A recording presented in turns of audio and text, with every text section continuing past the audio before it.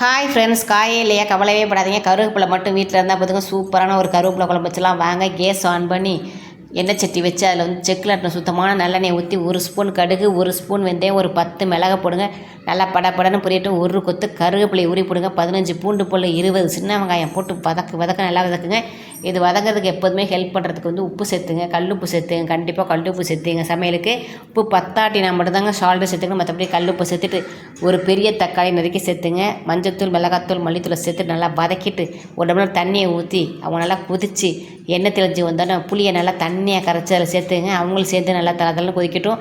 Final டச்சால் என்ன சேர்க்க போகிறீங்கன்னா, ஏற்கனவே கருவேப்பிலை தாளிச்சாச்சு. நல்லா ஒரு கொத்து கருவேப்பிலையை நல்லா முறுன்னு வறுத்து கொஞ்சமாக தேங்காய் பூவை சேர்த்து கொஞ்சம் தண்ணி ஊற்றி மைய அரைச்சி அவங்களையும் ஊற்றி விட்டு ஃபைனல் டச்சாக ஒரு துண்டு வெல்லத்தை போட்டு லாஸ்ட்டாக கொஞ்சோண்டு கொத்தமல்லி தலையை தூவி விட்டு சுட சுட சாதத்தை தட்டில் போட்டு சைடிஷாக அப்பளத்தை வச்சு இந்த குழம்பு ஊற்றி சாப்பிடுங்க. இன்றைக்கெல்லாம் சாப்பிட்டுட்டு இருக்கலாம். ஓகே, பாய்.